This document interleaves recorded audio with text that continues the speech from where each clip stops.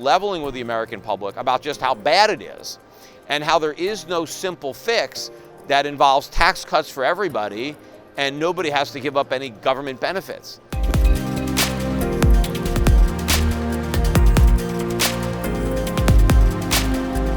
Welcome, fellow investors. StockPulse on location, Vancouver Resource Investment Conference, 2019 already. Yeah. Guy that needs no introduction, Peter Schiff. Appreciate you spending some time with me. Thanks. I want to hit right out of the gate. You made a prediction here a while back there'd be no more rate hikes, and you look pretty smart so far. Yeah, well, people like to point out the fact that I didn't even think there'd be any rate hikes to begin with. But you have to go back to that forecast and my rationale for it, what I said. Because I basically overestimated the intelligence of the Fed. What I said was, if they start raising rates, which they should do, but if they start the process of normalizing rates, I said they're never going to complete it. They're going to have to stop at some point and reverse course and go back to zero, and that will destroy a lot more credibility than if they just never raised them at all. Sure. But they ended up raising them, and if you look back, they raised them once in December 2015. People thought they were going to raise them a lot more, a lot sooner. They didn't. They waited and waited until the last minute. They raised them. The markets went down and they stopped raising. They waited a year before they raised them again until after Trump was elected. So they didn't really, they were afraid after the first hike that was all they could do. And I said I thought it might have been one and done when they did the first hike. And I think the only reason they were able to slip in a few more was because of the enthusiasm around the election of Trump and all that extra monetary, fiscal stimulus rather. So the Fed was able to get rates to 2%, 2.25%. But that's it. Then we had a bear market started last quarter. The economy starts to weaken, and the Fed is doing exactly what I said they were going to do. They backtracked. They're now, okay, we're going to pause. All right, so they called off the hikes. That's the first step of the process. The next step is they go back to zero. That's what they're going to do. Well, aren't we highest rates? I mean, it's a global zero. The economy. Look, you look around some of the emerging markets, they've got some pretty high rates. You've got low rates in Japan, Europe, and the U.S., but look a lot of countries in South America. Look how high their rates are. So it's not universal. There are a lot of countries, in Asia, where rates have gone up a lot. And the fact, their economies haven't completely imploded. It's hurt, but imagine what would happen in the U.S. if rates went up like that. And soon we're not going to have to imagine. We'll be able to actually, see. Well, how does someone like you uses sound strategies, and you keep watching the same thing happen over and over? You're dead right, but shouldn't gold already be so elevated? Where are we at in this cycle? Yeah, it should be, but again, in the short run, and the short run could take a lot longer than you think, right? But in the short run, gold reflects what people think is going to happen, not what's going to happen. And if the vast majority of investors are wrong in how they assess things, then they're not doing the right thing by buying gold. And so the price of gold is still low. But, at some point in time, the consensus is going to change, right? Everybody thought things were great right up until the 2008 financial crisis, and we went over a cliff. And then the consensus changed quickly from everything is great to, oh my God, this is the worst thing since the Depression. We need massive government bailouts, right? Even the Republicans were saying, well, we have to forget about fiscal responsibility. We have to abandon capitalism to save it, right? Everybody was panicking because all of a sudden it was so bad that we had to do all these things. And I think the same thing is going to happen. People who have dismissed the problems for years are going to suddenly be confronted by reality, and then the price of gold is going to go a lot higher. So how does pull back a little bit here? The left is making this beeline for socialism, with Venezuela sitting right there in front of us to look at. How is it possible? The new meme is capitalists walk their dogs, socialists eat their dogs. If they're lucky to have dogs to eat. Yeah. But a lot of the people on the left have always been socialists. They've just been afraid to come out and say it. Now all of a sudden, they can come out of the closet because capitalism's got such a bad name because we don't have it. We've abandoned capitalism. Crony capitalism. Yeah, exactly. So we've branded this crony capitalism as actual capitalism.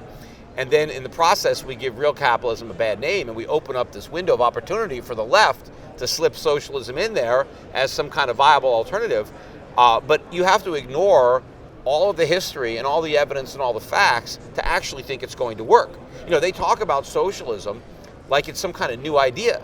There's nothing new about it. It's old, and it's never worked. Margaret Thatcher, you always run out of other people's money. Yes, but the key is you have to start with other people's money, Sweden, good example. Start out with capitalism, move it towards a socialist. Yes, well, because you can't start out with socialism because then it never does. Because socialism is about redistributing the wealth. Well, you don't get wealth unless you have capitalism, right? If you just start with socialism, there's no wealth to redistribute. So you have to get rich under capitalism, and then you can go broke under socialism. Problem is, we're kind of technically in America already broke. And now we want to start socialism when we're broke because we have all this debt that we accumulated under crony capitalism. See, we got rich a long time ago when we had real capitalism. But that's changed over the decades. And so now we've borrowed all this money under crony capitalism. And now we want to embark on a failed experiment of socialism, only we want to do it when we're already broke. Speaking of failures, let's talk about Brexit here. So you vote to get out, but yet you can't get out. The writing's on the wall. They won't let them leave. What? Well, they can leave. It's just that they don't want to deal with the short-term consequences. Look, there are pros and cons of being part of the EU. I happen to think that the cons outweigh the pros. And so it's probably in Britain's interest to leave. But in the very short run, that leaving is going to be disruptive. And there's going to be some short-term pain in order to get the long-term gain. But that's the political problem, is nobody wants that. So they want to leave without really leaving. They want to try to find a way to not have that short-term pain, but then they don't get the real short-term gain that voters wanted, or at least hoped for. But I bet a lot of voters probably didn't know that. I mean, they didn't know that there would be any short-term pain. They just thought it would be just one big party. But that's not the case. But of course, the people who are in favor of Brexit, they don't want to present it that way because then they know that it's not going to win, because nobody is willing to do the time, right, in order to get the benefit. So we'll see what's going to happen. But I think one way or another, Brexit is going to take place eventually, because I think they're too far in to not do it. So the question is, what are the terms going to be? Is it going to be just, hey, we're out of here, and then they just the European Union, because the European Union will actually have some problems too if they just try to shut out all of the UK. Because it's not like this is all a win for the Eurozone if they decide that we're not going to trade with the UK. I mean, that doesn't hurt Europe either. Sure. But I think what they might be afraid of is if the UK leaves and then things get better, well, then other people want out, right? I mean, so they all want out. I mean, the problem is I don't know why they would do it, because the benefits that Europe had is that they didn't have a central government. I mean, they had governments at each individual country. Like, sure. They should have looked at the American example. We used to be 13 individual states that were sovereign. And when we came together and wrote the Constitution, and we created this federal government, but the idea was to preserve the state sovereignty, and most of the government was supposed to take place at the state level. The federal government was supposed to be very small and really involved in external matters, diplomacy, war, Sure. Everything else was supposed to be done by the states. But that was the bait and switch, because eventually, with that camel's nose under the tent, the federal government got bigger and bigger and bigger, and the states lost a lot of sovereignty, and we ended up with, a lot more government, more regulations, more taxes coming out of Washington. And then the Europeans, didn't learn from that, because they decided to create a central government in Brussels. Initially, okay, it's not that big, but then it gets bigger and bigger and bigger, and it's getting more and more expensive, and hiring more and more bureaucrats, and coming up with all kinds of rules and regulations that now every single country in Europe has to abide by. And so now, instead of the Brits having to deal with all the bad legislation coming out of their own parliament, now they got to deal with all the crap coming out of Brussels as well. And so it's like, oh, right, these regulations are ridiculous. So they want to get out, and everybody should get it. But at least they didn't make the mistake of adopting the euro. True. So they're not in as deep as a lot of other countries who have abandoned their own currency.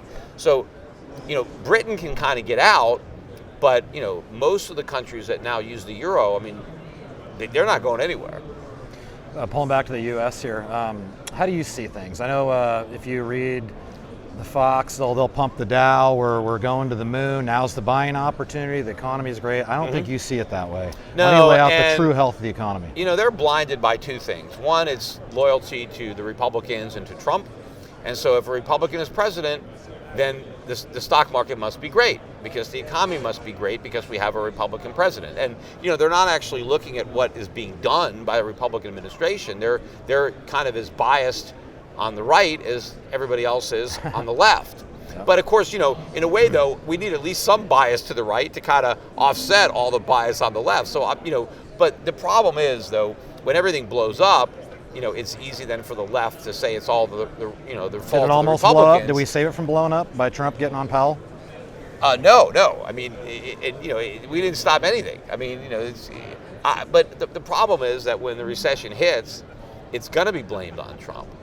Trump might try to deflect the criticism to Powell and to the Fed, but I don't think it's going to play out at the polls. I think more people will blame Trump. But the other reason that the Fox wants to pretend that everything is great is they want to keep the stock market going up. Sure. Because that's the barometer that Trump has chosen to measure the success of his presidency.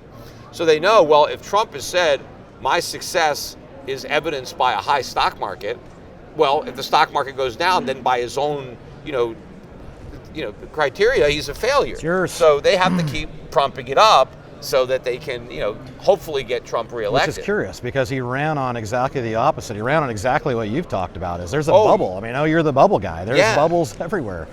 Trump the candidate was much better than Trump the president. Where did it go wrong? Well, he got elected, and that's the problem. And then he wants to be reelected. And I don't know why. I don't know why. Yeah, right. Yeah, why would you? I mean, just one term is enough. I mean, you don't have to be president for 8 years. I'd rather have 4 years of doing good than 8 years of doing bad. Now, maybe he's thinking, hey, well, let me just get through these 8 years. I'll get reelected. Then I'll do good in my second term. I mean, come on. You might not have a second term. Just do good with the term that you've got. And that means leveling with the American public about just how bad it is and how there is no simple fix that involves tax cuts for everybody and nobody has to give up any government benefits. We can keep spending more on the military, right? We can spend more on social programs. We don't have to cut anybody's Social Security or Medicare. Everybody can keep on getting health insurance even if they're already sick, right? You can wait till you're sick and then buy insurance as if you had bought it when you were still healthy, right? All this giving away, all this free stuff, that's not reality. But that's where Trump is because he just wants to be popular. But doing the right thing means, you're not very popular, at least in the short run. What do you do? I mean, you were with Ron Paul. I mean, how would you fix this? I mean, I know you want to get sick first before you can heal yourself. Well, it's not about how I would fix it, right? It's about how the market would fix it. I recognize that the free market is the solution. Sure. So my fix is to get government out of the way so that the market can fix the problem. Sure. But the government has to stop impeding that process. The government has to stop being part of the problem. Right? It's not going to be the solution. Reigning in government enables the solution to take place. So we have to start dismantling a lot of government, a lot of agencies and departments. We have to let the bubble pop. We have to let asset prices come down. What's that look like for us? Oh, it doesn't look good. I mean, it's just like, you're a drug addict. Going through withdrawal is not, a trip to Club Med, if you go to rehab. But, we have to deflate the asset bubbles. People have to save more so that we can invest more, so that we can have more productivity and a stronger economy. But that means, the phony economy built on, debt finance consumption. Sound money, hard assets.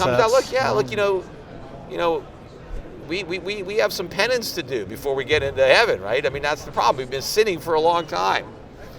But no one wants to fess up, I know you got to get out of here, Yeah. but you've talked about how you don't believe Trump's reelected and we're going Democrat in 2020. You still think that way? Yeah, well, because I think we'll be in a recession before the election. If I'm wrong about that, if somehow they can keep the music going, until after the election, then maybe Trump can get reelected. But, there's no way he gets reelected in a weak economy and a bear market. It's just not going to happen. But it's been the same way. It's kicked the can down the road, and we never get there. We're going to be sitting here next year having the exact same chat. Maybe not, because a lot of stuff might have happened between now and next year. Ooh. So, got any humdingers for us, or buy gold? Well, yeah, you should always buy some gold if you Just don't gold. if you don't own it already. What's the proper way to play gold? And I'll let you go. Just own it, and you Physical. can, you own gold to preserve your wealth. If Sure. you want to try to, increase your wealth, take a look at the gold stocks. They're not without risk, but if gold goes way up like I think it will, then there's going to be gold stocks that go up much, much more. All right, All right. Peter Schiff, what's the best way to follow you? Listen to my podcast, Schiff Radio, on YouTube. Go to my website, europac.com, EUROPAC.com. Very active on your Facebook. Facebook, Twitter. I'm all on the social media. Don't have nearly as many followers as Trump, but Not many. but do. it's it's growing. It's growing. All right, Peter, appreciate All right. it. Thank you. Bye bye.